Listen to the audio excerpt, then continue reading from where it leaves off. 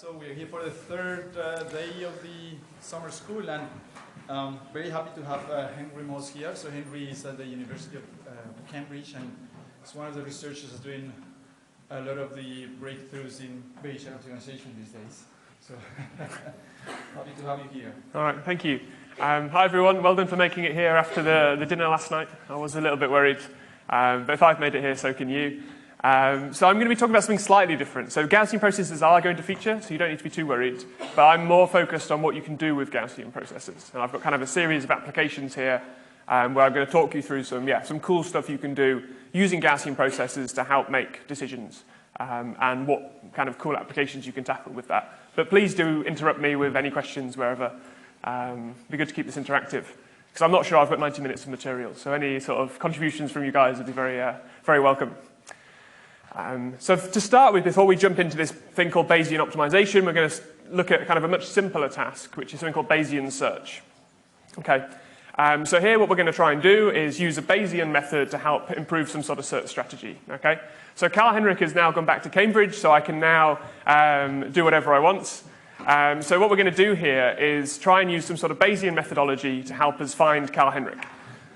So recently he did this crazy bike ride all the way from Paris to Brest on the end of France here and back. So it was about 1,200 kilometers, and he did it about over 4.5 days. Okay, so it's very nuts, this. But he does this sort of thing quite a lot.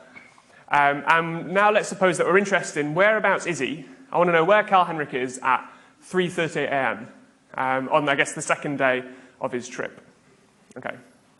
So suppose we know what time we want to find him. What other piece of information do we need to know where he is? Yes, so if we know the speed, so I've just put it as v here, the velocity, we can work out where he is, and we can work out what the time is, okay?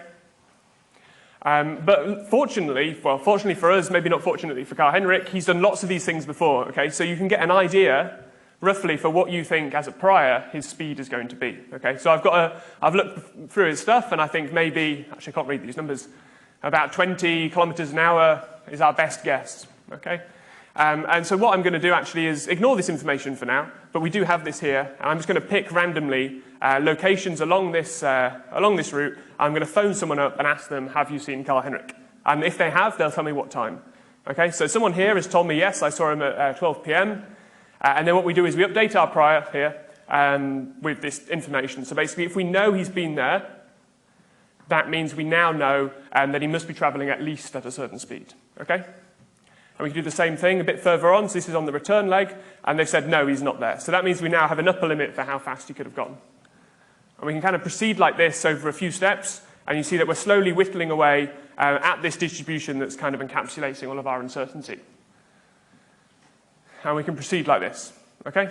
And it turns out that this is where he got to. And so we took this off the website for this race when he was doing it. We were watching him from Cambridge, and I just thought that was a fun thing, especially if you just pop this over the top of it.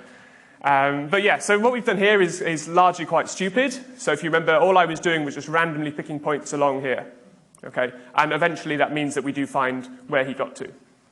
But could we do something more intelligent here? So basically, the point of this is, can we use this sort of prior distribution to help inform our search? So does anyone have any ideas for what we could do there? Anyone willing to propose something? Just use something like a take greedy and take the maximum. Yeah, so you're saying just always try the point that you're you think is most likely speed? Yeah. Yeah, so why is that better than what I did? Because it's faster. Yes, but so faster as in it'll take fewer Yes. things, right? So the idea is, the way I think about it is if you pick this one in the middle, what that's going to do is if you know he's there, that means you can discard all of the speeds below and all. So the way to think about it, I think, is how much information are you receiving? Basically, how much variance how much uncertainty are you getting rid of, basically? So yeah, there's obviously much more intelligent things you can do, and that's what people do in Bayesian search. So they actually use this prior information here to kind of drive the search. Yeah. But in this specific case, it would be better to optimize the area and not the value of the function, I assume. You mean trying to... All of the above or below area. So making that the area is equal on both sides would be probably better. Yes, but that's the same thing in this case in terms of reducing your uncertainty. In that case, Yeah, yes. yeah. But we'll get to more exciting examples further down. But yes, there are different strategies for different things. So this is kind of the premise here, is can we somehow use Bayesian methodology to help us speed up processes where we're trying to optimize or search or just learn in general? Okay, we'll whistle back through this. And kind of a very high-level version of this that encapsulates many tasks, including Bayesian optimization, which is going to be my focus, is something called active learning.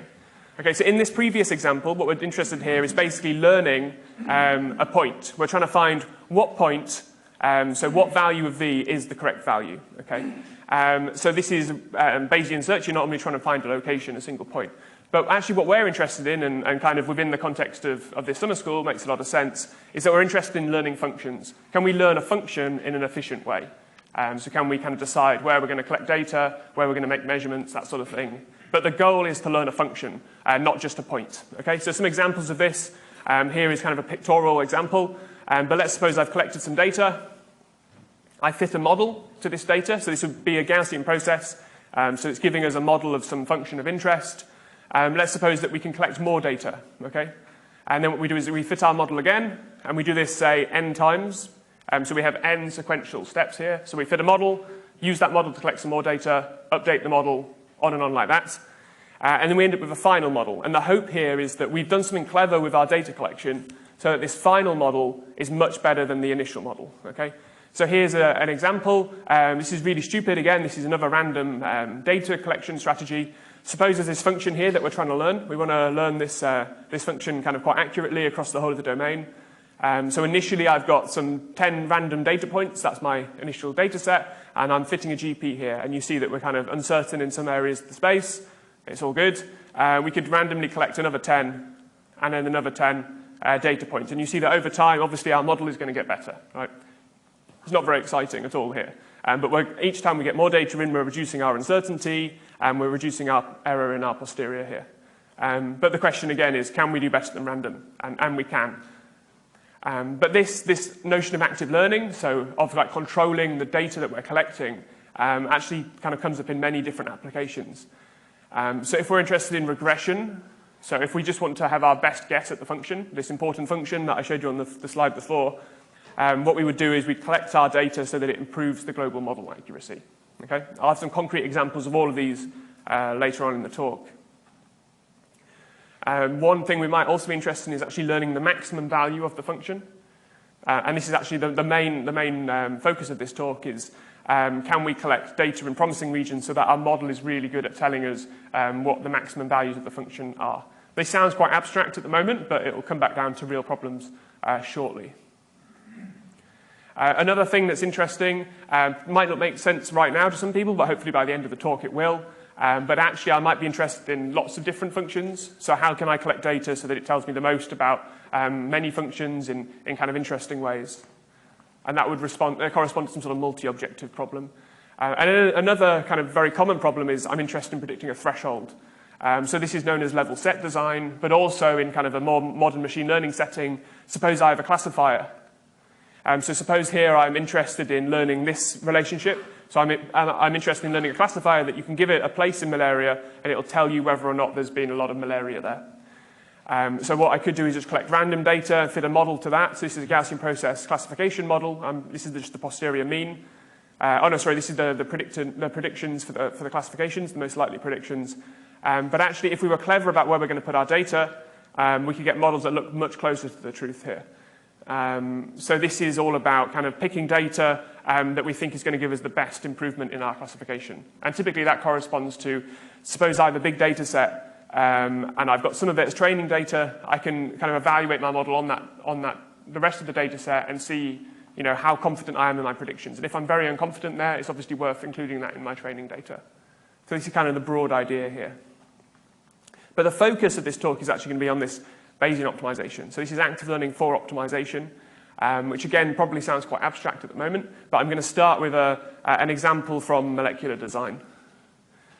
So let's suppose we've got this problem. So I work with people at AstraZeneca and they have this problem all the time, but we're interested in basically they have a very, very large set of candidate molecules that they know how to make in the company, and they're interested in finding quite quickly, finding some that have some really desirable properties. So they might have like a particular task. They need a molecule that can do this, this, and that.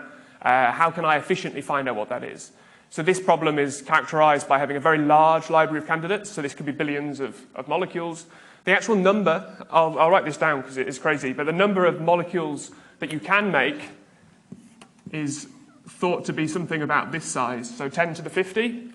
So that's like a ludicrous number. There's no way anyone can even comprehend what that means. I can't remember exactly what the thing is, but maybe there's more molecules than there are atoms in the cosmos or something. I can't remember. It's something stupid like that. So this is kind of quite an interesting problem, is how do you explore this space? And the other interesting side to it is that these things it's a very structured space as well. You can't just use kind of gradient methods to slide around in a nice Euclidean box, for example. The key part to this problem, and why I'm interested in it, is because the experiments themselves are very expensive. So suppose I have this very large set of molecules, and I want to find ones that are good at this particular task.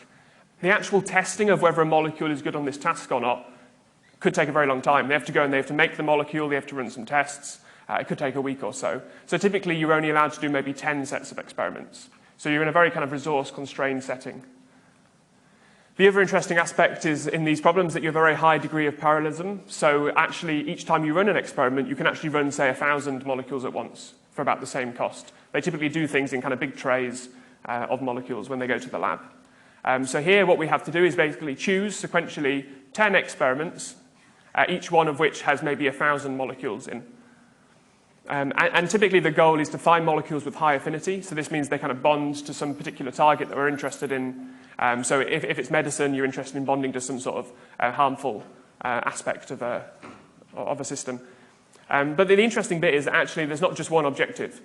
So fine, you might find a molecule that's got a very high affinity, but actually if it's not easy to make, AstraZeneca won't care. If they don't stick to themselves, if they stick to themselves, so molecules that are very sticky to other things often stick to themselves and then they're just no use to us. You also want molecules that can last a long time once you make them. And also something else is you might want your molecules to kind of not be too similar to other people's molecules. Okay. So there's all of these different objectives that are all somehow competing as well. So that's another aspect of this problem. So this kind of summarizes the sort of problem that we're interested in today. There's many, many, many other examples, and I'm going to go through some of them as well. But this is kind of what I'm kind of most interested in at the moment. But does anyone have any ideas for an optimizer that would work for this problem? Can someone suggest an optimizer? Just any optimizer that they've heard of? Annealing? Annealing. But why wouldn't that work here? Well, your space isn't structured. You don't have any, there's not a general notion of where a local minimum or maximum would be. Yeah, so it's not like a continuous space. So you're going to have some issues. I think you probably ought to do some stuff. But yeah, it's the space that we're interested in. So the fact that we have this library of like weirdly shaped things. That's the difficult part. That's why you couldn't use those methods. Anyone suggest another optimizer? Yes, so that's probably the most likely one to work in this setting. Whoever said that, I didn't see who said it. Yeah. So those algorithms are good in terms that you can explore kind of weirdly shaped spaces. But you're going to have issues in terms of the second point here. So with genetic algorithms, you typically have to kind of blast it for a long time, many, many, many, many iterations. You don't have very good sample efficiency. Okay. And one final more. Anyone else suggest an algorithm they've heard of for optimizing stuff? A machine learning one, maybe? What do neural network to use? Sorry? Yeah. Gradient descent. Reinforcement learning is an interesting point, and actually people do use reinforcement learning ideas for these sort of problems. But I'm not really talking about that today. But yeah, gradient descent would suck as well, because what is a gradient when you're talking about molecules? But also this, the expensiveness of the experiments would kind of get you in trouble there as well. Okay, so clearly there isn't really much out there that works for these problems, and that's why Bayesian optimization is popular for these. But I'm now actually going to try and explain what Bayesian optimization is. But yeah, please do interrupt if it doesn't make any sense. But yeah, let's suppose we've got a very, very toy problem for now. So imagine we've got these 6 molecules here. But we know that we can only evaluate 4 of them. Does anyone have an idea for how they would decide which 4 to evaluate? Well, you rank them based on similarity, and then you try to find like dissimilar ones to evaluate. Yeah, so I agree entirely. So that's the method I would use here as well. What I've done here is that there are actually kind of 3 classes of molecules that, at least to me, who's not a scientist, look quite similar, right? Like these two are kind of similar. This one here is kind of present in a lot of this one, and same here. This bit here is kind of the same on the top to some extent. Sorry if there's any actual scientists in the room, and I've sort of triggered you. But like to a machine learning person that's just looking at this from a machine learning perspective, it makes sense to cluster these things into 3 sets. Okay. I don't know, maybe this guy is going to be unhappy. But we can talk about this later. But just for this example, this is fine. So this is quite good. So we've got 3 things. So it's very clear that what we'll do is we'll just evaluate one of them from each of these 3. Okay, so that's what I've done. I've evaluated the top 3 here. So now I have a 4th one left. So where should I go with the 4th one?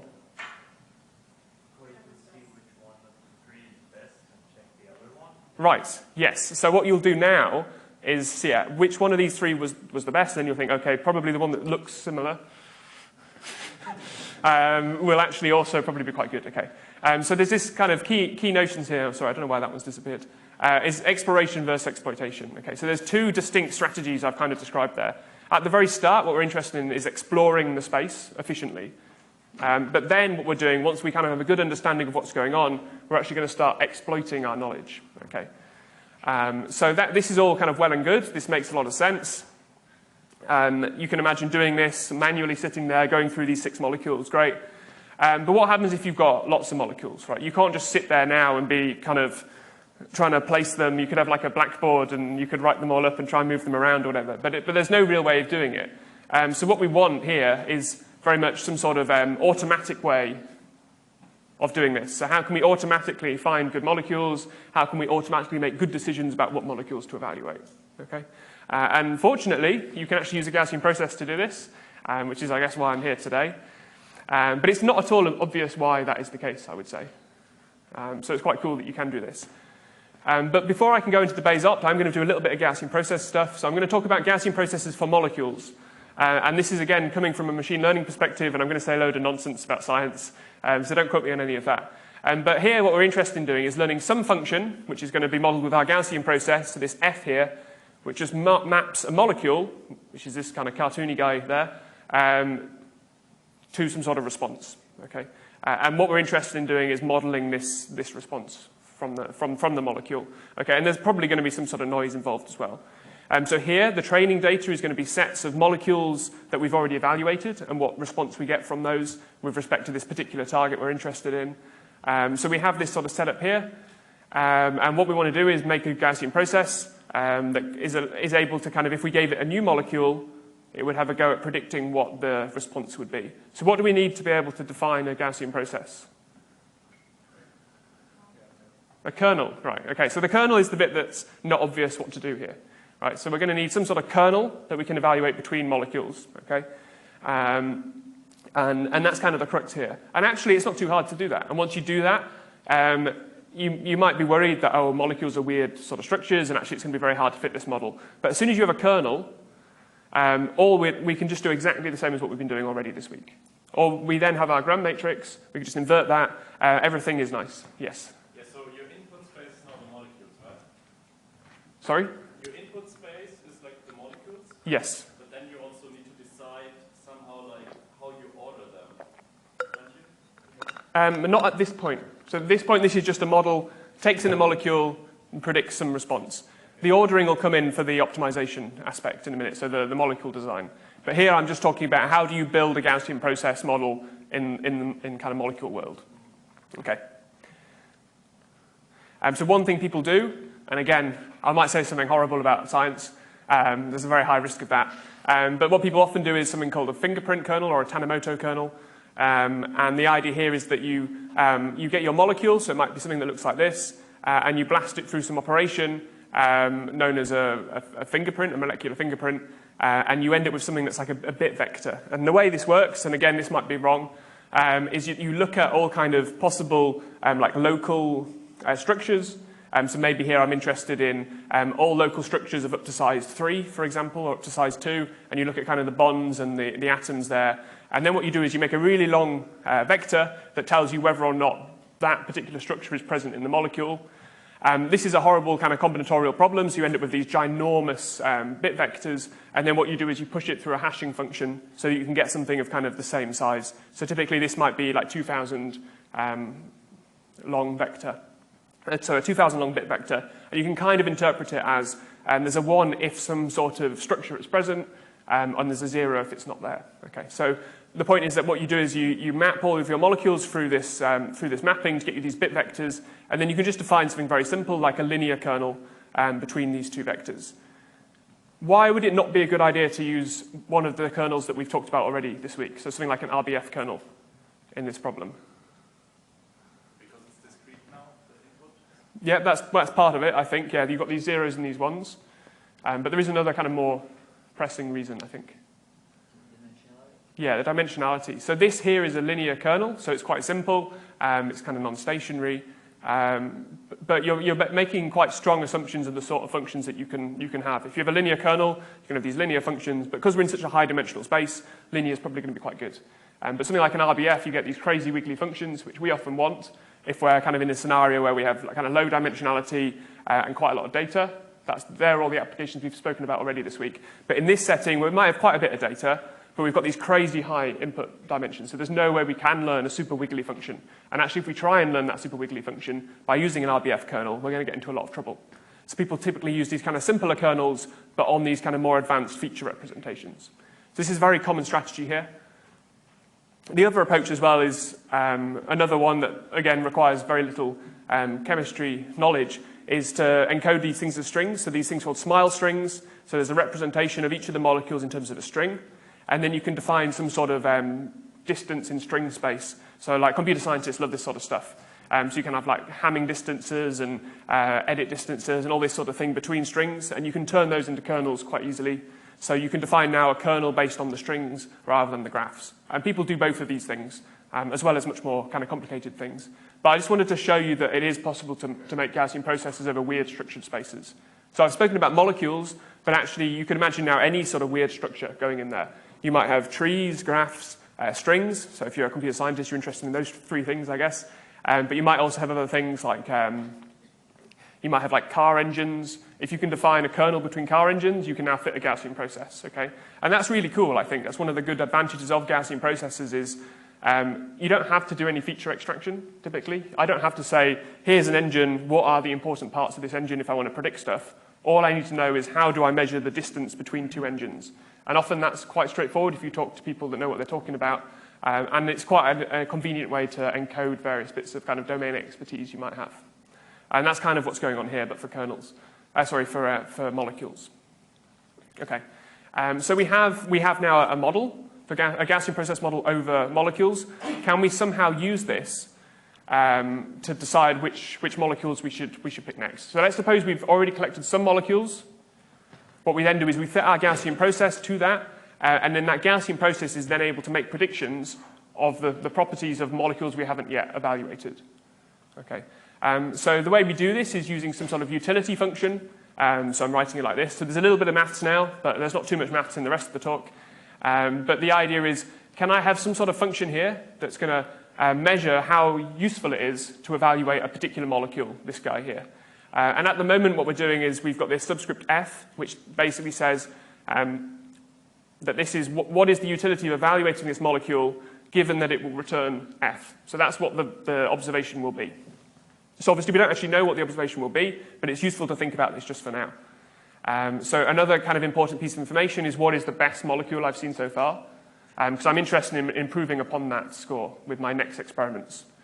And one thing you might do is actually use this utility function. So this is basically saying here we've got an indicator function.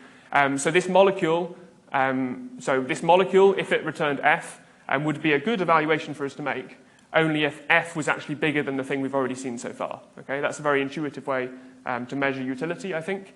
In practice, it doesn't work too well, and people typically use something else, so where you're actually interested in the size of the improvement here. So that's what this is, basically. So basically, the utility function for this molecule is 0 if the function evaluation we get back isn't better than what we've already seen. There's no point of having done it at that point.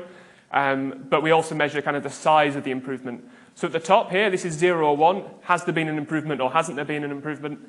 Whereas here, we're interested in actually what is the size of the improvement. So this means we're able to kind of pick molecules that we think are going to give us really big improvements, rather than kind of looking at all molecules in the same light, just regardless of the size of the improvement.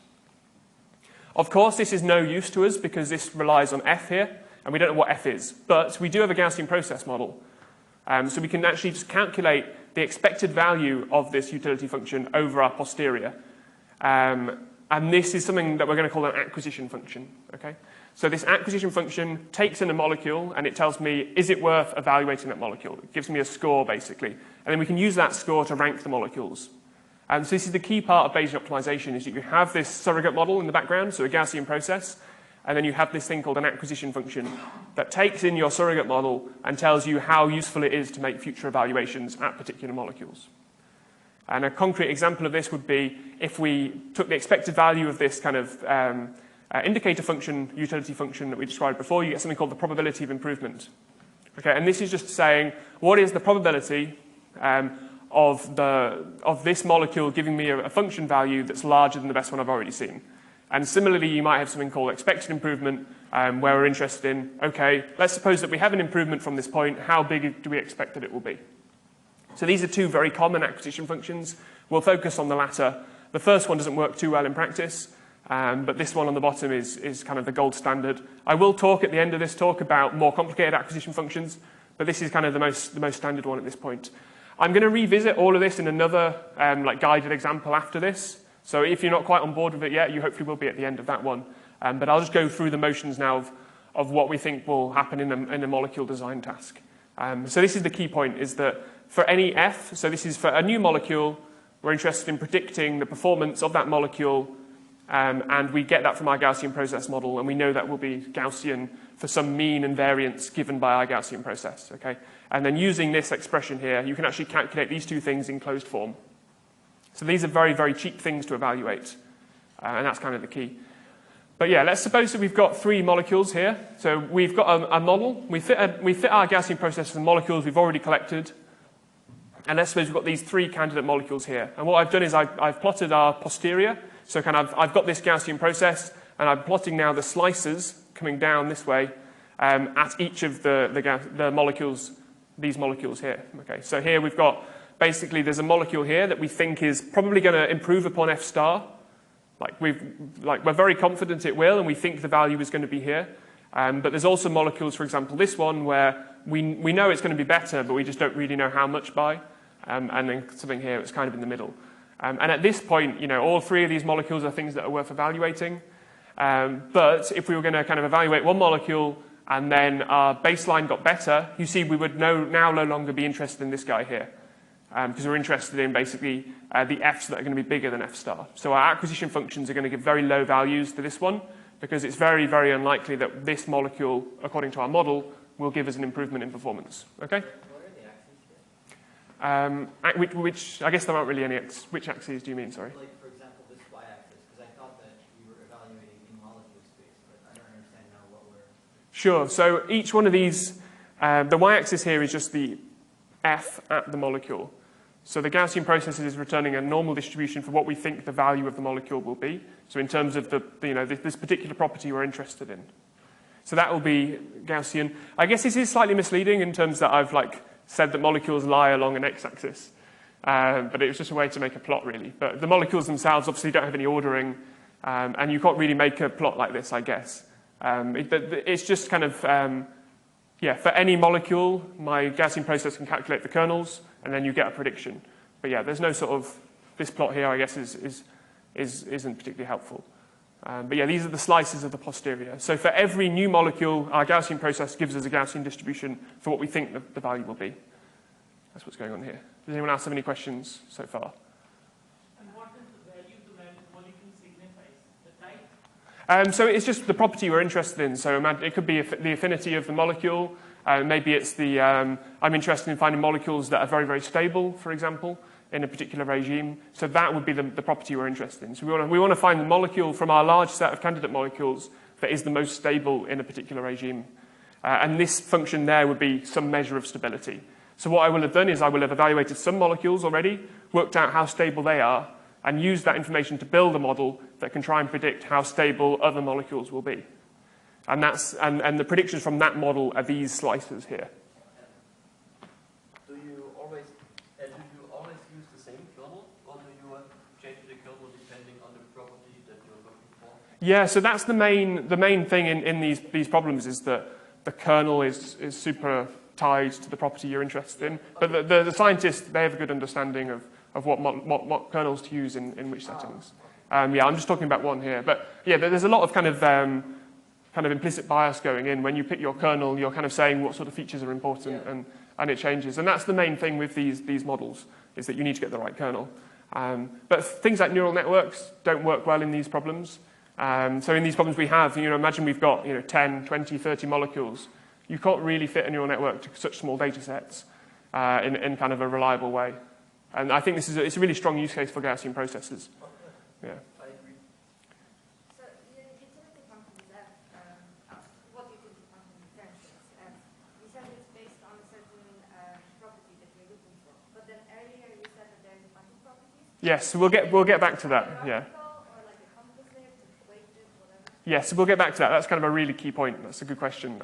So for the moment, we're just looking at a toy problem where we have just a single thing we're interested in, which isn't at all realistic. And actually, if this was the problem, then it would be solved largely. But yeah, there's a lot more going on here. And I'll talk about this, and I've got kind of another example in a continuous space that gives you more intuition, and then I'm going to revisit those properties of this task and explain how you can adapt these methods to those. So I mentioned that, there's multiple objectives, but I also mentioned that we're interested in picking kind of large batches of points, and they're two things that I have not explained how to do so far.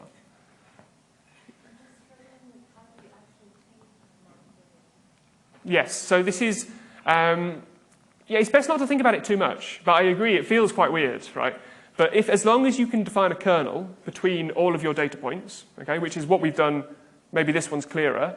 So this one is, this guy here is just this vector, this guy here is this vector for a different molecule. So I can define my kernel, I can evaluate it, and then if you remember all of the equations we've seen so far in this summer school, they never have anything else in there with the data apart from the kernel.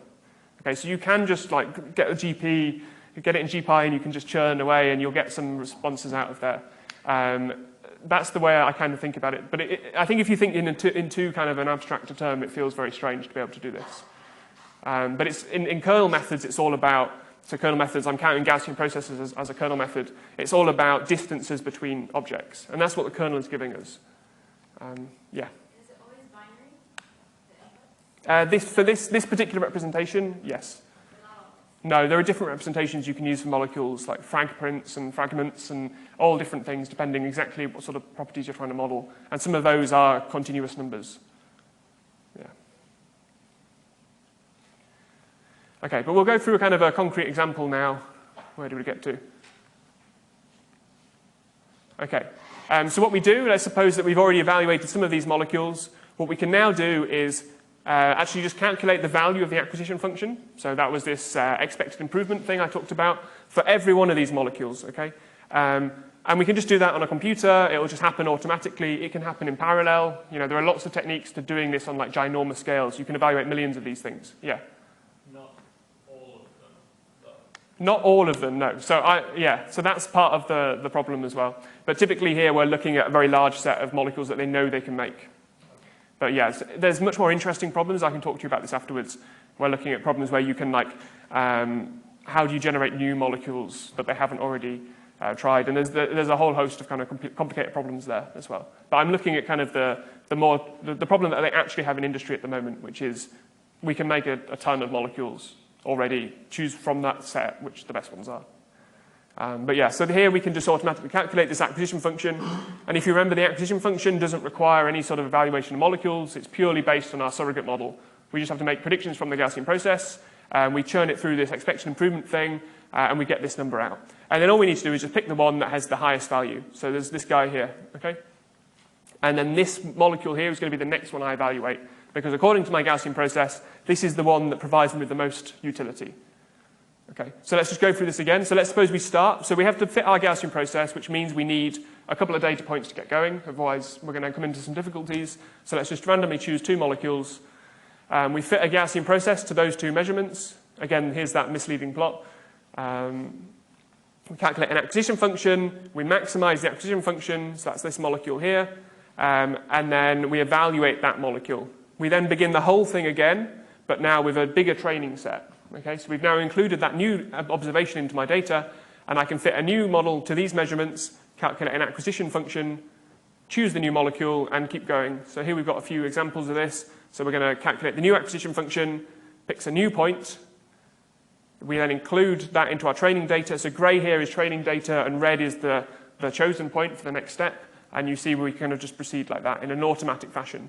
So this is doing exactly the same, yes? So do you have any hyperparameters on those kernels? No, well, the ones, yeah. At what point do you decide completely optimize them, or you don't? So the kernels I've described don't really have any. There's maybe one in the linear one, I guess. And you would, typically when you fit the GP model, you would also play with the hyperparameters. You wouldn't necessarily do that every step. It's kind of a bit of an art, to be honest. It depends very much on how much data you have and how flexible your kernel is. But yeah, I would typically do it every step, but some people don't. I think if you're scared of fitting your kernel parameters, it means your model's probably quite bad. But some people like to kind of fix the kernel parameters for many steps to try and stabilize things a bit. But to me, that's kind of an indicative of a bigger error, I think. When you predict a property of interest of the molecule, and then you want to use that as a data for the next iteration, Yeah. do you consider the uncertainty of the prediction, or do you just... Yes, so that comes in actually. So I'll whiz back a little bit. That comes in here. So I'm interested in this utility function. So if I know what the function is going to be, I can tell you how useful that evaluation was. Like if I evaluated this molecule and it gave me a really high score, then that was a good decision. Okay? And if it gave me a low score, then that was a waste of my time because I've not improved on anything.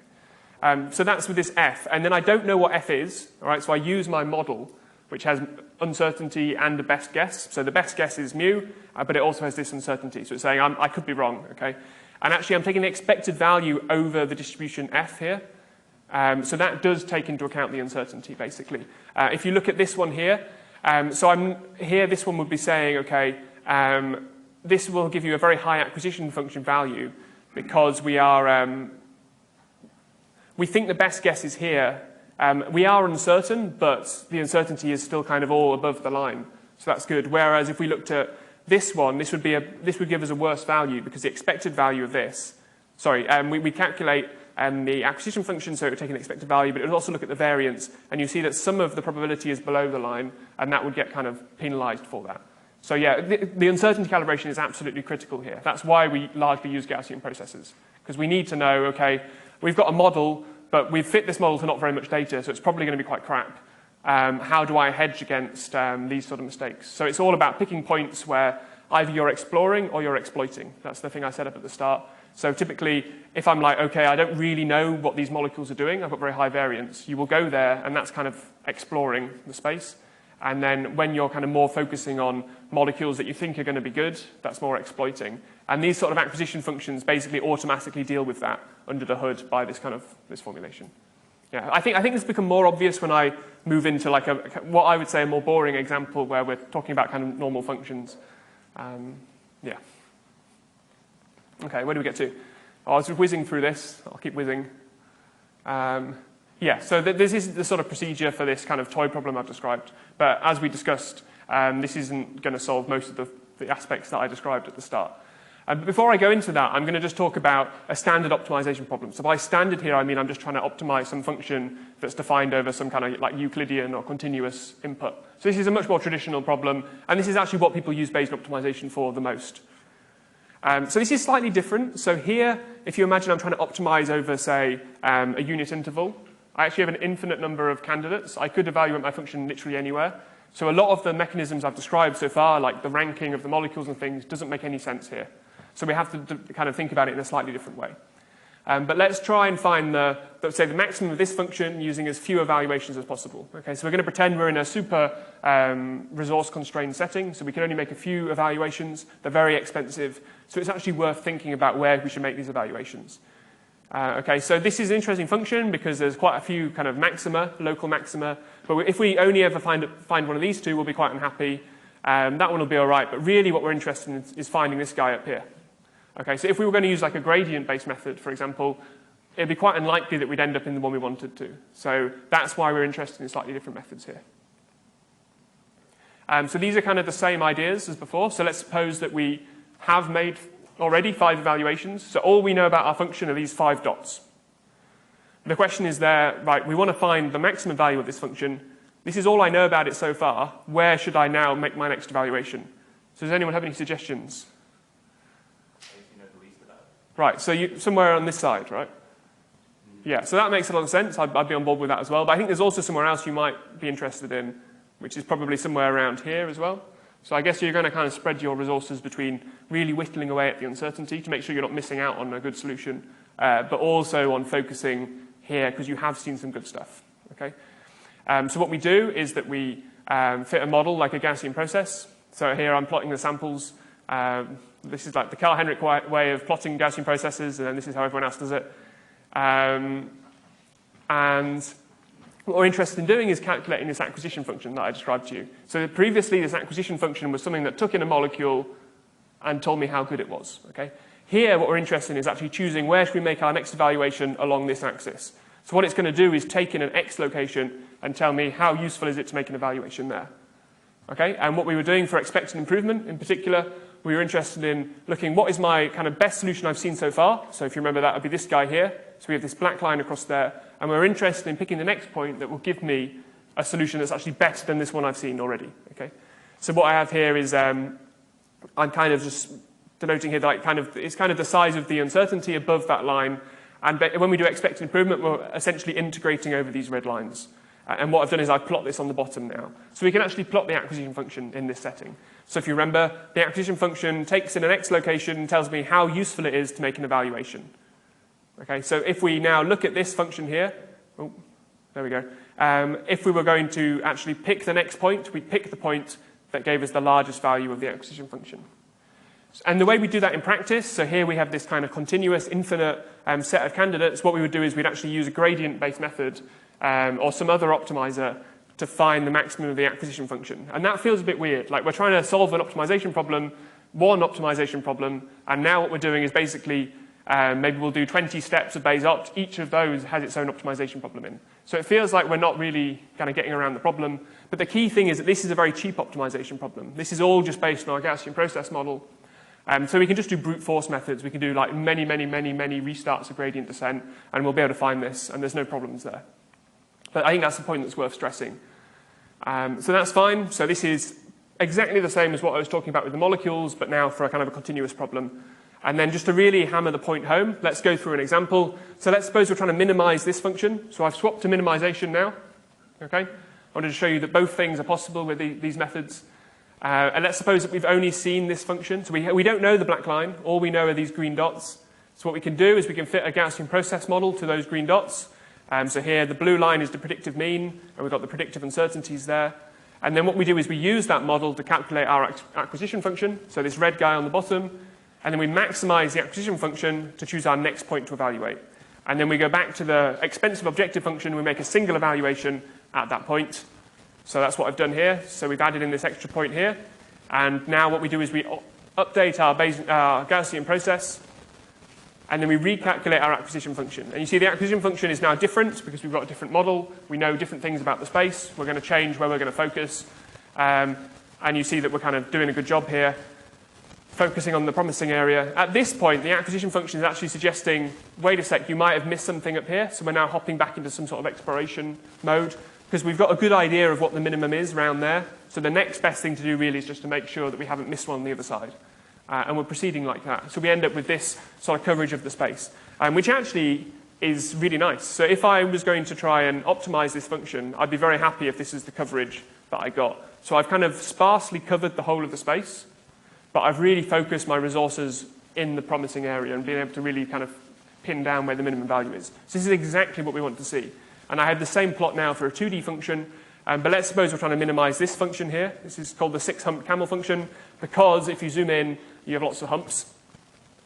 We love these like stupid toy problems in Bayesian optimization. There's loads and loads of them. None of them have any kind of resemblance to real-world problems, but they allow you to write papers about them.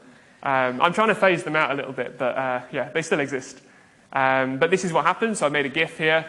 So we're now looking down on the function. So we're interested in finding the areas that are very dark blue. So Bayesian optimization here is able to focus on those two regions. It has kind of a coverage of most of the space. This point here has told us that this area is bad, whereas gradient descent here goes flying off and doesn't really ever tell us much about the whole space. It just tells us the closest mode. Okay? So in this problem, which is quite a toy problem, gradient descent is still not what we want. And for another example here, the final kind of example, imagine that I'm trying to minimize a 2D function here. So I'm interested in finding this kind of ridge there and there. That's where all the minimum values are. So the really dark values. And this is what happens if I've ran a Bayesian optimization algorithm. This is the kind of the points that I have chosen over, I think, 100 Bayesian optimization steps. So you see again, we have very sparse coverage of the areas of the space which are bad, but we've ended up being able to really focus our resources onto the promising areas. So this is really nice. This is exactly this is the most efficient you could kind of hope to be, really, get this sort of coverage. And exactly the same thing is going on for the molecules, but it's obviously much harder to plot. But hopefully, between these two examples, it's starting to make sense to people. Do people have questions on this so far? Yes? So you mean in terms of, what do you mean by lots of data? So you mean in terms of the number of Bayesian optimization steps? So the number, like where you can evaluate many. So not well. So I mean, in the same way that Gaussian processors don't scale very well in height, but the target market here are problems that are very expensive.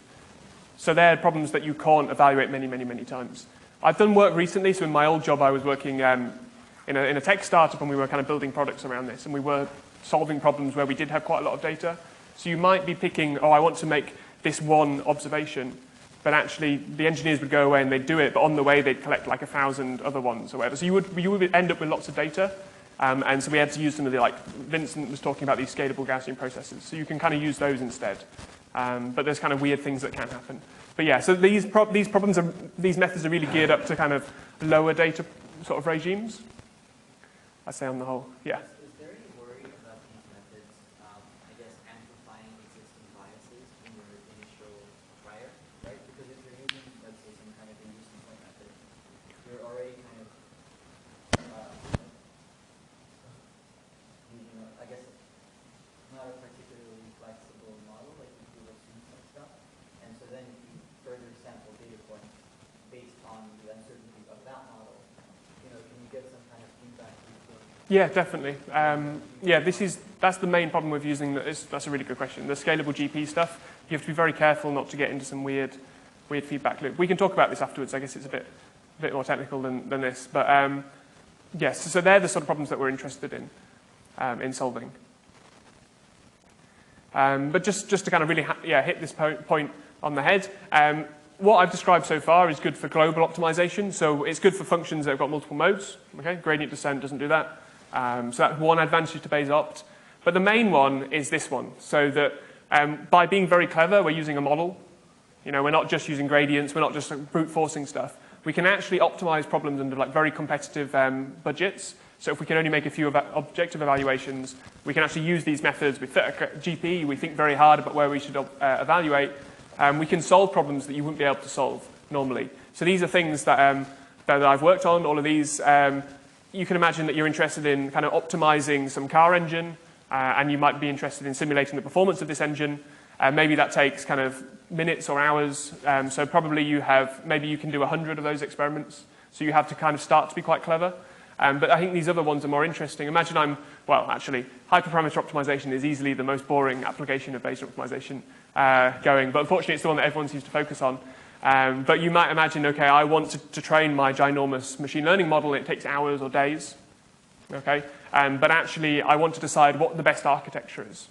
So you could think of that as a very expensive optimization problem. So the optimization problem here is designing the architecture. So if I want to try a particular architecture, that means I have to train my model. So that'll take hours and hours to get some feedback. So maybe I'm only allowed to try 20 different architectures. So in those settings, these methods are great. So actually, if you use AWS or any of the other ones, and you're using some of their software for building machine learning models, there's often a button that says optimize parameters or whatever, and that uses these ideas. So Bayesian optimization is what drives those things. So there's some stuff in AWS and G-Cloud and things like that. And they're all using these methods under the hood, which is quite cool. And then just finally, imagine now we've already talked about the molecules, but imagine we're talking about designing a wind turbine. Okay, so maybe it takes a month for them to build a wind turbine. So maybe you're allowed 5 different wind turbines. Okay, so you have to be really clever about how you're going to optimize that problem. Okay, and Bayesian optimization is the right way to do that. And the other thing as well that I haven't really touched on too much is that you don't actually need gradients, and you don't need noiseless observations. Okay, so because we're using a Gaussian process, we're able to kind of ignore the noise, or we model the noise at least, so we can kind of get around that. But this lack of gradients is important. So imagine now I'm interested in optimizing a wind turbine. You can't backpropagate for a wind turbine, probably.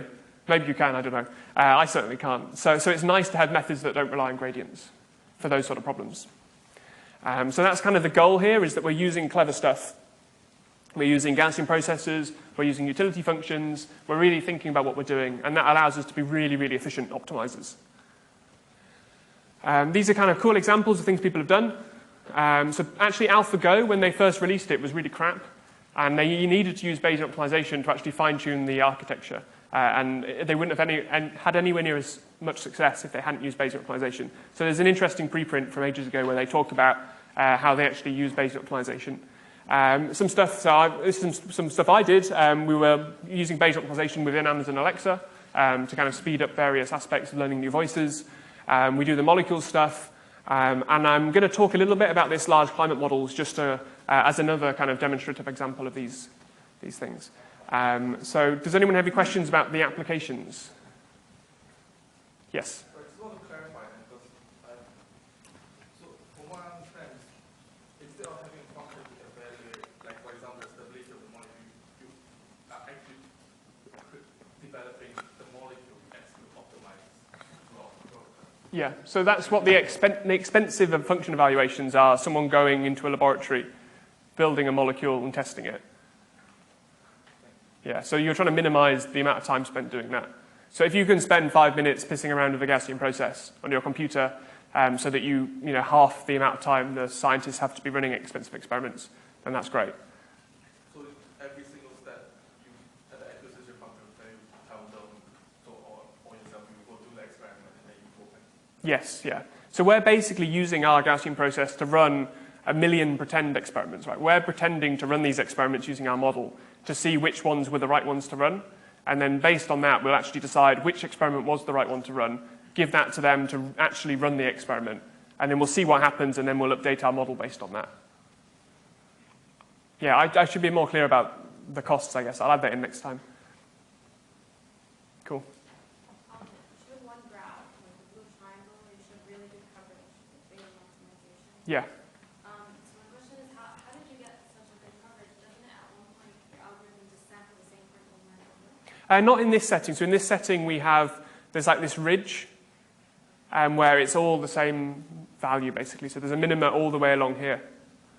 And if you're using something like expected improvement, it will kind of spread across there. If you're using some different acquisition functions, you would end up with what you described. But that is a kind of a pathological failure. You can get into settings where you will just keep evaluating the same place. Yeah. But for this problem, that wasn't an issue. And this is kind of a weird problem. You are typically interested in problems where there is only one very, very good maxima or minima. How does this work in a setting where you don't know what kind of kernel function is going to be for? And this is not trivial function. So you mean, like, are you still talking about structured inputs, or do you mean just in general? Yeah, you could do a lot of model selection stuff. So we've not really spoken about that during this workshop, but like, how do you decide what the best kernel is for your... And there are various methods for doing model selection in Gaussian processes. And it'd be very hard to do that early on in the loop. Typically, if I'm doing this, I'll make my models more complicated as I go along. So I might start with a very, very simple model, because you've only got a small amount of data at the start. So you start with some quite simple linear kernels, blah, blah, blah. And maybe as you get further on, you'll be able to start to do some sort of model search and find out that actually I've got enough data to support a more complicated model. Maybe I'll swap into this more complicated kernel. But you can kind of basically just try lots of different kernels. You'd fit lots of Gaussian process models at each step and decide which one was best based on some metrics. But that's kind of, yeah, you want the kind of the best model you can, I guess. Yes? So there is this problem of multi-armed bandits. Yes. And it's kind of, you can describe it basically also, I think, as a Bayesian optimization problem. So like it's very similar to have all these bandits, and you can test them to evaluate the bandits, and it's really like searching over the space think I've read that for large problems, they're not really, there is no optimal way to solve them. So at one point they use kind of some heuristics. Yeah, this is. Optimal, or is it also This is all. Yeah, this is a bunch of heuristics. Yeah, this whole thing. Yeah. heuristics in this one? Well, choosing the utility function. That's something. I mean, it makes sense. I mean, heuristics normally do make sense. You can prove some stuff. So I've done some work on the theoretical side of this. It's very hard to prove anything in any of these algorithms. Basically, if you can prove something for the algorithm, it means it's a really crap algorithm. Typically, yeah, people steal stuff from bandits because you can prove stuff in bandits. So they'll do like, I don't know how familiar you are with them, but like GP-UCB algorithms, for example, so built on UCB in bandits. And you can prove stuff for them, but they just don't work in practice. So the literature is quite polarized in terms of like, these are algorithms that work, these are algorithms that don't work, but we can prove stuff. And there's a market for both of those. This is very similar to bandits, certainly the molecule one where I had a discrete set. The goal is very different though. So in bandits you're interested in, I want to find an arm that if I keep pulling forever will keep giving me good stuff. Whereas here it's all about within like a finite budget, I want to find the best arm essentially. So it's called like best arm identification problem rather than like a more traditional bandit one, which is more if I'm running a big recommendation system or a web advertising platform, I need to keep giving people good adverts. So you could do that with bandits as well if you just say that the optimization function is that you just the final one is the important one. yes, but then all the maths breaks as well, so they can't really prove any of the stuff they want to do. And that's the whole goal of bandit stuff is just to prove stuff. Okay. Yeah. Nice, thank you. Yeah. Yes. Just on what you said, isn't noise expected high quality improvement? You can prove that it stays optimal once that stays optimal. Yeah, but that's according to your model, which you're choosing like a model that might not be good. You've got to choose the kernel parameters. You might get that wrong. And one step Bayes opt. I mean, yeah, but we're running this for many steps as well. But yeah, so there are theoretical things you can prove, but in terms of like convergence guarantees, yeah, you can't really do that, apart from in some very limited cases. But yeah, you can prove some things. So as you said, yeah, that is a nice bit you can do. Yeah. How do you choose the points to start the algorithm? Yeah, so here, I've said randomly here, but typically you do space filling. So you're like, random but good random. That's the way I would describe that. But that's not too important, really. Just you need enough to get things going. Right, I'll push on. And then I've got one more, before I get into some of the more like technical bits, I've got another kind of example of a real application that I'm working on at the moment. I'm working with a lot of climate scientists, and we're interested in fine-tuning their models. So they have these massive climate models that take months to run. And when you have these climate models, they're based on kind of physical things, and there's typically some parameters you have to fine-tune. So for example, I might be interested in the rate at which heat moves from the ocean into the atmosphere. That's some like number, okay? And you need to work out what that number is to give me a good model that matches well with historical data. Okay? So this is kind of a calibration problem. So I've got these parameters, so there might be kind of 10 of these parameters that represent physical quantities, and I need to find out, what should I set those to be in my model? But for me to evaluate my model, I need to get it up on the HPC for 2 months. Okay? So realistically, I've probably got 5 goes at finding these 10 parameters. So that sounds like a very complicated problem, and Bayesian optimization is kind of the way that we're trying to do it, and the way they do it at the moment is also based on Bayesian optimization to some extent. So I'll just explain how that works. But this is the problem. So it's trying to maximize a very expensive problem, and we don't really have any gradients either, because these are written in Fortran. I don't touch them. But this is interesting, right? Like we're basically in the problem setting that we've been talking about all morning so far. We have a very expensive function. We can only evaluate it a few times. We don't have any gradients. We probably only have a noisy evaluation of it as well. So our historical data will be noisy. So in terms of evaluating whether this model gives me good match to historical data, that will also be a noisy measurement. Okay, and this is how they do it at the moment, but I'm going to just explain this because it's kind of a bit like Bayesian optimization, so it helps you kind of understand. But what they do is they start with some initial design, so maybe some sort of space-filling design. Here I'm assuming that I've got just 2 inputs I'm trying to fine-tune, so 2 physical constants, one on the y-axis, one on the x-axis. So I start with an initial design. What I would then do is calculate something like an acquisition function. They use something called predicted implausibility. So this is basically saying, this is my historical data. How likely is it that this historical data has come from the model with these kernel parameters, okay? So if I was going to try not kernel parameters, model parameters. So if I was going to try these 2 model parameters, so that one and that one, So I'd be there. That's basically saying, okay, it's very, very likely that the data came from this model. So then what you're interested in doing is making that kind of plausible region very, very small.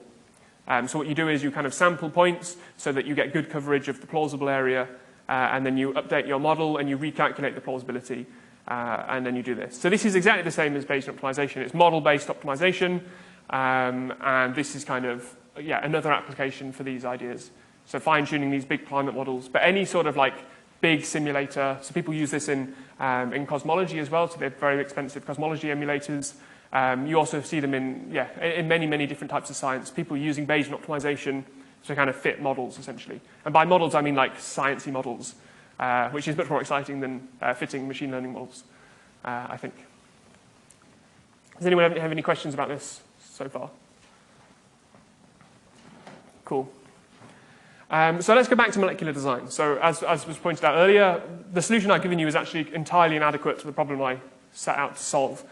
So one of the key points to this was actually every step of my optimization loop, my molecular design loop, I can actually pick a whole batch, maybe 1,000, 100 molecules on a tray for them to go away and synthesize all at the same time for free. So I need to work out a way that actually, rather than picking one point at each step, I actually want to pick a large batch of points.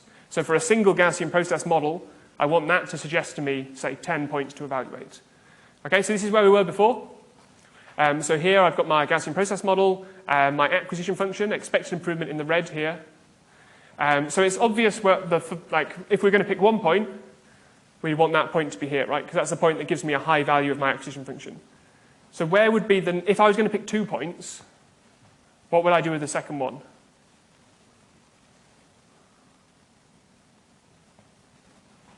Okay, so we could still kind of think about picking points that give me a high acquisition function, okay? So the idea would be I'd probably have 1 point up here, and maybe I'd pick another point here. But it gets more interesting when I'm talking about 3 points. It's very now and quite unclear where I should put my points. One thing that wouldn't be adequate would be just to pick, suppose I discretize my space into, like, say, 1,000 x's, just picking the 3 x's that gave me the highest acquisition function value. That would be a waste of time, right? I'd end up with all 3 right here. Okay, and then that means that if I evaluated, basically if I evaluated any one of those, and it turned out to be rubbish, that means the other 2 would also be rubbish. So it's not really the optimal thing to do. What you want to do is both kind of focus points in areas that are promising, so maybe 1 point here, 1 point here, 1 point here, but it's very important that you also have this diversity. So you're trying to like hedge your bets to some extent. And that's really the key principle behind this batch design.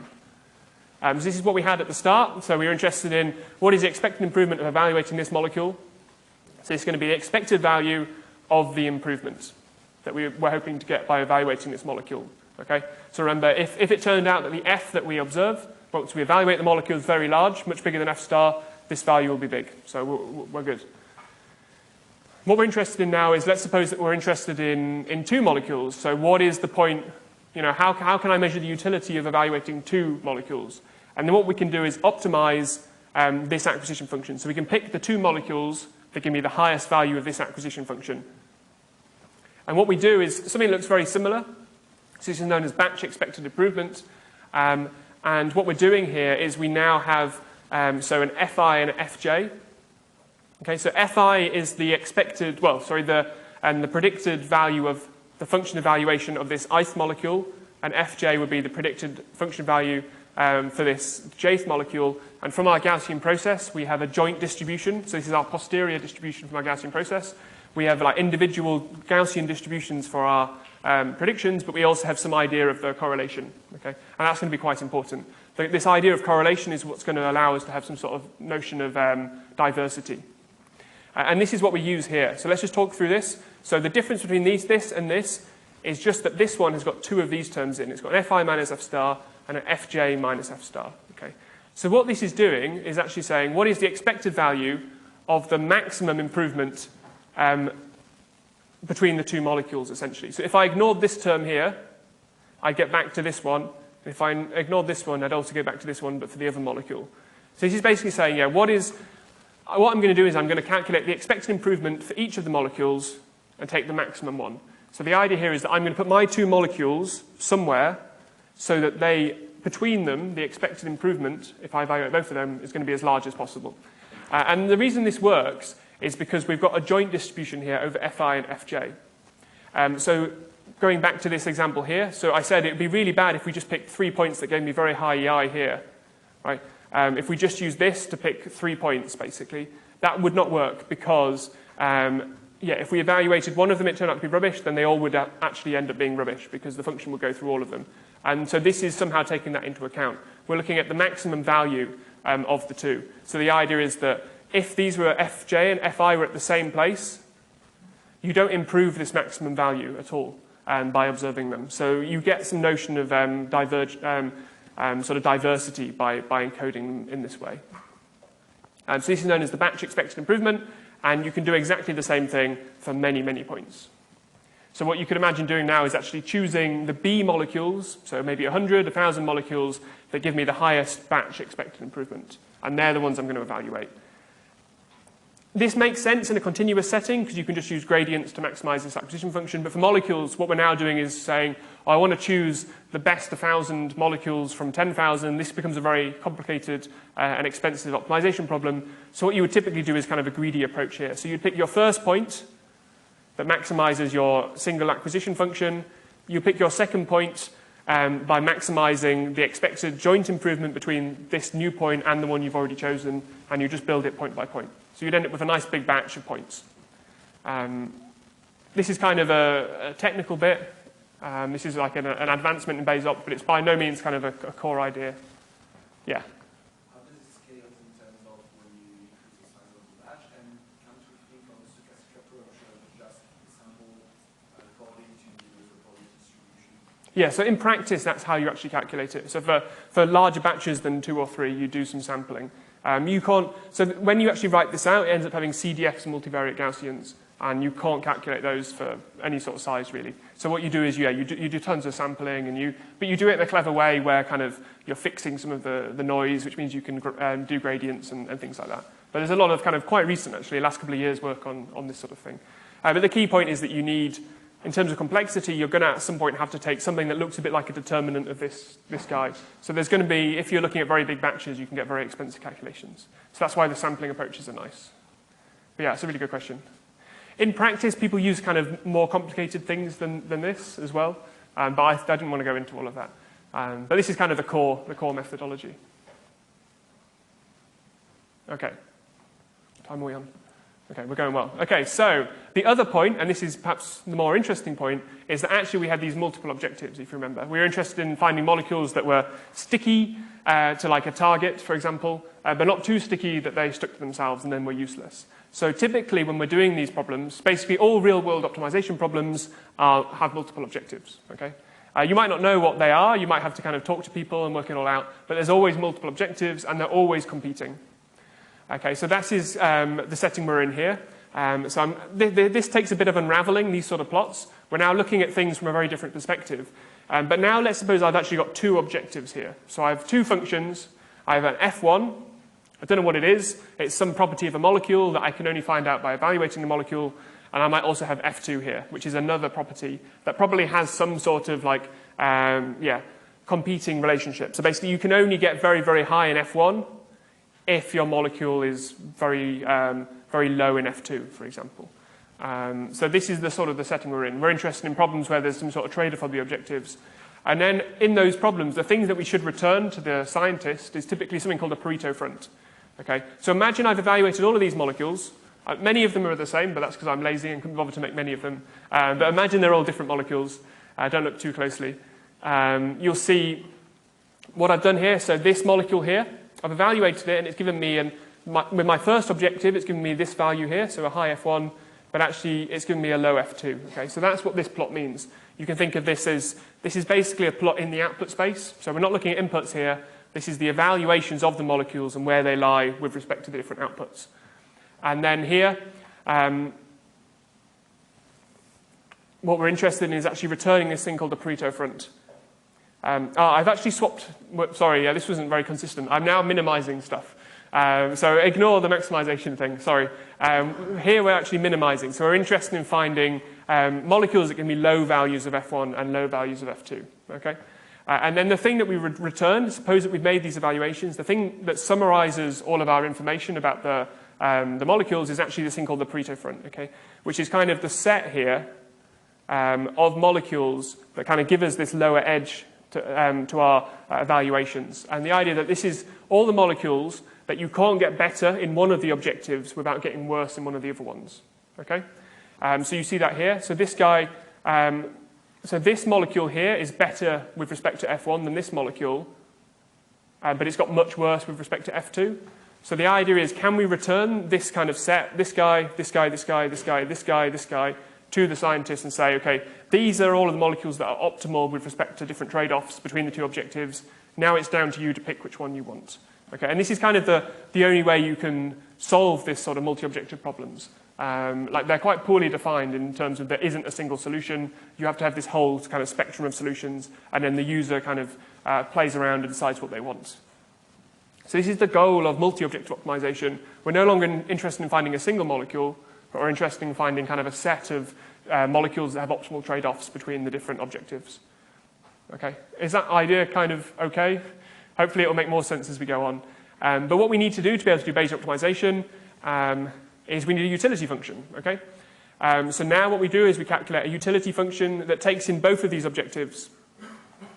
And what we're interested in, what is the utility of evaluating this molecule, supposing that if we were going to evaluate it, we would see these two objective values. So an F1, a particular F1, and a particular F2. And what we could do is, let's suppose that if we evaluated this molecule and it would give us this value here, what we could do is calculate the new Pareto front. Okay? So you see that this one here is actually better than this one here and this one here with respect to F1 and better with respect to F2. So this now kind of dominates, in a Pareto sense, these 2 points. So you see that the Pareto front now has moved a lot in this direction. So our utility function is actually what we do is we just kind of integrate over that difference. So we're interested in how much has my Pareto front improved. And this is known as hypervolume improvement. So we're interested in this volume here. So for this 2D example where we have two objectives, this is just an area. But for most problems, if you're interested in 3 objectives, so on, it's going to be a volume. So this is my utility function. So again, imagine I'm evaluating this molecule. It ends up being here, the evaluations in terms of F1 and F2. I can measure how good that evaluation was by seeing how much of an improvement it gives me in my Pareto front. But of course, we don't really know what the function will be. So let's try some different values. So if it ends up being here, then that doesn't improve anything, right? We've got lots of other molecules that are better with respect to all of the objectives. So we've not learned anything new there. We might get it down there, and then that would give us a massive jump in hypervolume improvement. But of course, we don't know what F1 and F2 will be, so we just use our Gaussian process model. So we calculate the expected value of this guy, overall kind of all of the different values that we think F1 and F2 will take for that molecule. Okay, so again, we have a Gaussian process for one objective and a separate Gaussian process for the other one. There is work using kind of multi-output Gaussian processes, so you could fit a single kind of multitask, a bit related to what Arthur was talking about, Gaussian process if you wanted to as well. But you need something that's a model over both of the objectives, essentially. It doesn't really matter how that works. So that's how these multi-objective problems work. You calculate an acquisition function that's to do with how much am I learning about my Pareto front. And then the idea is that after many steps, you've kind of efficiently whittled it down to something over here. There are some subtleties in the way that this works in terms of when you define a volume, you need to have something called a reference point. So if you imagine I have a point up here, I then can calculate like this green box all the way here. But that means you kind of need to know what the worst case values for F2 and F1 would be up here. And often you don't know that for a problem. And if you imagine that I picked a point that was way up here instead, that would kind of skew exactly whether this improvement here was bigger than the one here in terms of kind of the reference there. That's quite a subtle point, but it's kind of the real limitation of these algorithms, is that you have to know quite a lot about your problem to get them to work well. They also don't scale very well in terms of the number of objectives. This will work for 3 objectives. It will start to get into troubles even with just 4. And people use different methods for that. I'm happy to talk about that later on. But this is the key idea, that there's something a bit different going on. We're not just interested in finding a single molecule. Rather, we're interested in finding kind of a spectrum of molecules that we can pass to the scientist. So I've got another bit, which is quite technical on a fancy acquisition function. I'm not sure I'll be able to do it in 10 minutes. So do people have questions Or do you want me to have a go regardless? If people have questions, we should do that now, though, before we get confused by information theory. Yes?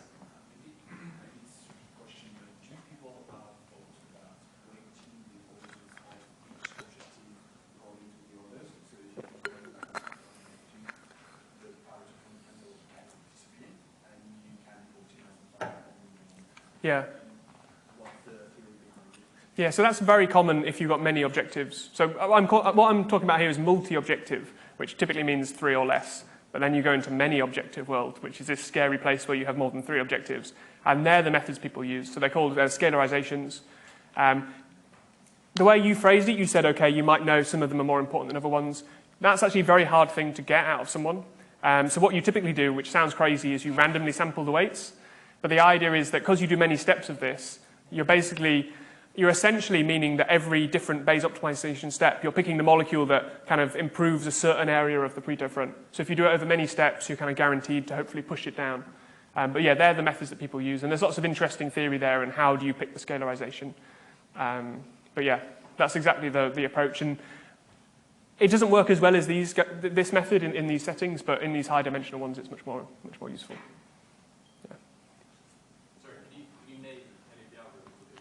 Yeah, there's like a Chebyshev scalarization. They're kind of related to Thompson sampling, if you're familiar with those sort of ideas. If you're interested, you should come and talk to me. I'll give you, there's a really like hardcore reference where there's somebody just runs like 1 million experiments with different types of scalarizations, and if that's your thing, then it's a good paper. Yeah. But there are lots of problems with this. I mean, basically by the name, it's got a volume in it, so volumes start to do weird stuff as soon as you're in like 4D. So that's kind of the reason why this doesn't work. Yeah, OK. I'm going to go ahead and just do a bit of the next bit. I think it's still interesting to think about this, but I'll stop before it gets too mathsy so that you can go for your break. But something I'm very interested in, and I did a lot of work on this in my PhD, is actually can we think of a more kind of principled way to pick the points? So we've talked about acquisition functions. We've talked about expected improvement, but can we use something called entropy search? So it's kind of an information theory-based approach to these decision-making problems. Okay, so this is where we were before. I'm interested in finding x star, which is, we've hopped back into maximization, I'm afraid. But we're trying to maximize a function, f of x. We don't know what f of x is, but we're having a good guess based on our Gaussian process. Okay, and it looks like this sort of thing. And then if we were going to make a single prediction at a point x, we end up with some sort of posterior distribution over f of x. So this is just that what I've done is I've chopped this guy and I've plotted it there. Okay, so this is the marginal distributions, and this is what we're going to use. But let's just think for a second about what we're interested in. So what we're interested in is not really f of x given d. So we're not really interested in what the function is. We're more interested in what is the maximizer of the function. Okay, and this is what I'm writing here in slightly weird notation. The idea is I've got some data. I've fit a Gaussian process. What is that telling me about where the maximum of the function is? And this is actually a horrible relationship. There's no closed form stuff going on at all here. It's really gross. And I'm just going to demonstrate that this is kind of actually really horrible, even for a very simple problem. But this is really what we're interested in when we're doing these sort of methods. So the way I'm going to do this is I've got my Gaussian process in orange, posterior mean, dark orange, some uncertainty in light orange. And I'm just sampling, OK? So Carl Henrik would be proud. We're sampling some green. We've got 1 green here. And what I'm doing is I'm just writing off the maximum value of this function. Okay? And I'm going to slowly build up a histogram by doing lots of samples and calculating the maximum values. So you see that there was this weird function that we drew here where the maximum was actually all the way over here. And we can proceed like this, and we can do kind of tons and tons of these samples. Okay? And what we're doing here is actually building up like an empirical estimate of what our distribution is for x star. So according to this Gaussian process model, this orange one here, which looks very simple, there's only 5 data points, nice and smooth, yeah, it looks great. This is the thing that Bayes opt is interested in, this horrible distribution here, this multimodal one, it's got some areas with nothing in it. It's just kind of gross, right? And I think this is interesting. It's not obvious that you end up with something so horrible from such a simple function in the first place. But this is what we're interested in Bayesian optimization, essentially. What we want to do is pick our points so that we reduce the kind of our uncertainty in this distribution. And that's what expected improvement kind of does in a slightly indirect way. But this is the point I wanted to make, that there's this kind of weird thing going on under the hood. And when we're talking about expected improvement, so we're calculating something that looks like this. The only thing we're interested in when we calculate expected improvement are these slices. We just need the posterior distribution at the slice. So we're not using all of the information in the GP. At no point here, when we're calculating our expected improvement, do we actually use information about the joint distribution of all the points, which is the entire point of Gaussian processes, is that we have this understanding of how the whole function wiggles around. So the question is, can we use these ideas to drive a Bayesian optimization or active learning? And you very much can.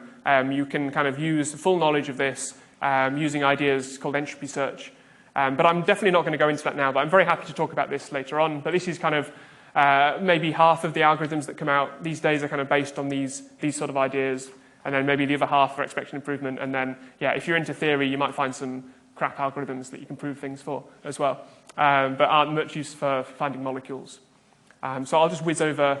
Yeah, we were going to do some of this maths, but you've managed to escape from it.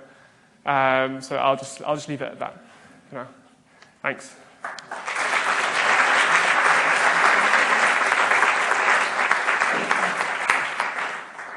Does anyone have any questions? Well, we've done quite a lot of questions, to be honest, as we go through. Yes? Can you just explain what's the difference between choosing the point with the highest uncertainty versus the entropy search method? So with the entropy search, the idea is you're picking points that give me the largest reduction in uncertainty,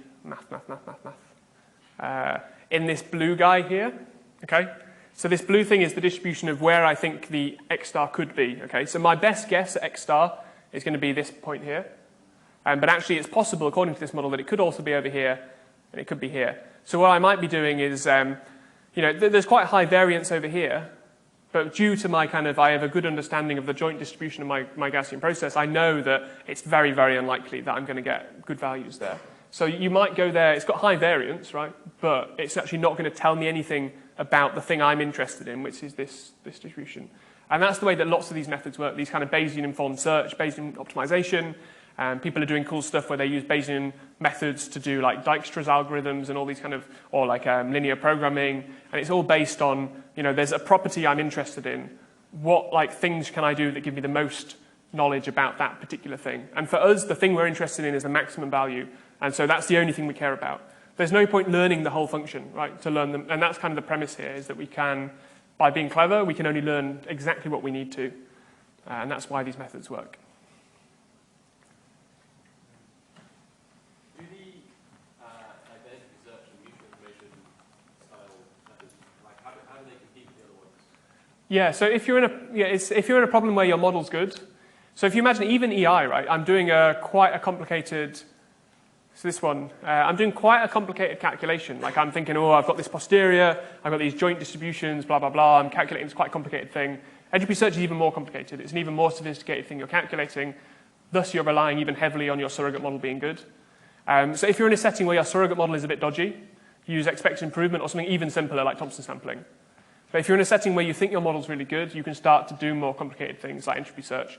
And in those settings, you can get quite big boosts in performance.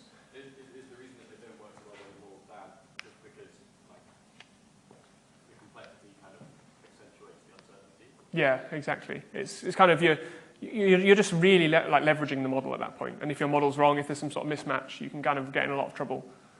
But that's how they are able to work well. But unfortunately, you don't really know a priori if your model is good. So it is quite difficult. I would never start with an information theory-based approach for a problem, because it's a lot of faff as well to get them working.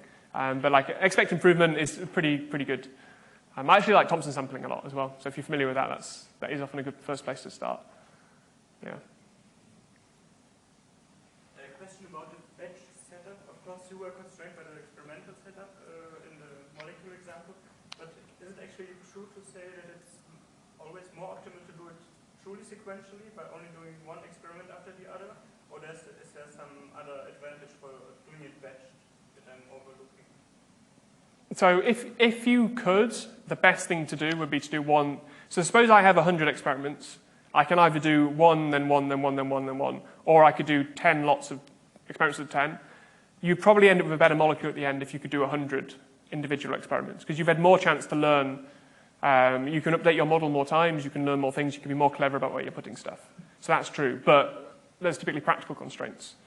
And then it would be stupid if they said, okay, we can only do 10 experiments. It would be stupid for me to say, okay, we'll just give you one. Like, you can still learn more by having larger batches, by kind of hedging the model, essentially. So that's kind of the mechanism there. But people do very misleading plots in papers when you read these batch-based op papers, where they kind of plot weird things on the y-axis. One of them is like the number of evaluations, even though they're doing batches, and you can basically show whatever you want. But yeah, it's a very good point. This is something to think about.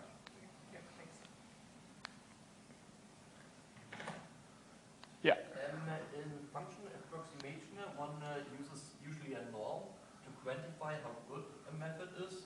Is there a similar way to do this in this method? Yeah, so well, so it's interesting. So I'm not really interested in how good my model is of the function, necessarily.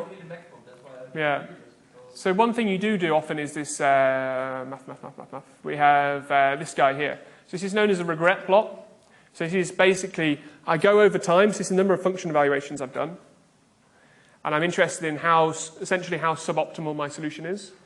And that's what you plot. So over time, I get solutions that are better and better. So you want to ideally have a method that goes really quickly down, so it gets very close to being optimal, essentially, very small amount of suboptimality.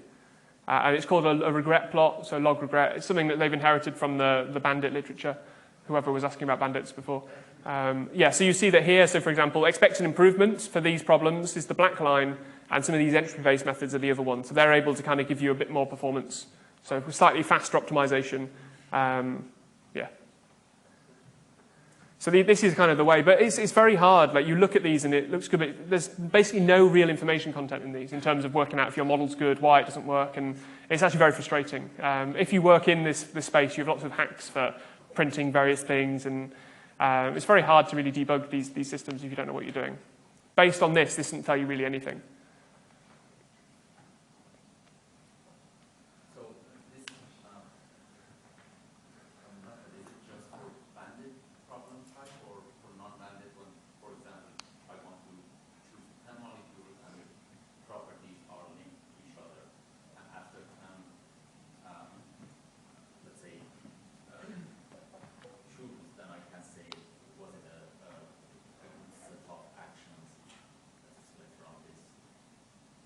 So what's your question? Sorry. So the example that you said is for bandit problem.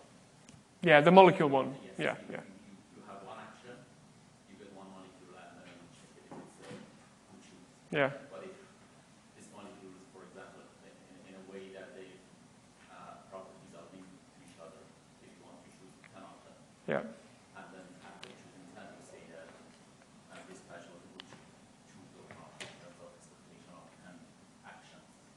In a sequential, in a non-bandit way, this method applies to that sort of problem. Yes, yeah, I think it covers all of these things. There's different tweaks to it all. The core method is this: I fit a model, it tells me a point. I fit a model, it tells me a point. I fit a model, it tells me a point. But then, yeah, you can have these batches. You can have batches across points, and all these different extensions. There's loads and loads of work on this. People are using this in so many different fields. You'll be surprised by how often it does come up under the hood in various settings. Yeah. How to incorporate contextual or labels when you have some certain other information, which is separate model for each class, for example, or can we also global for when we have additional information? So you mean like you might evaluate a model and it just tells you something else that might be, you might have other covariates or something. Yeah, I guess you can push them into the model. People do things as well where they have like multiple outputs. For example, imagine I know that I want to find a molecule that has this nice property, but it has to be cheaper than 10 units of something to make as well. So you might also be measuring things like how much it costs, and then you can include that to help you pick molecules that are better in that way as well. So there's lots of different ways, either through just injecting it into the model, or you might have other models that you somehow include in your acquisition function. But there's, lots of work on kind of contextual stuff as well. You might have things as well where you actually don't have complete control. So we call contextual-based optimization where you don't necessarily have complete control over some of the inputs as well. Like environment? Yeah, exactly. And then you might be interested in, I want to find the best minimum across a range of environmental conditions. So you're going to try and decide how to do that. And that's contextual-based optimization. which is also an interesting problem.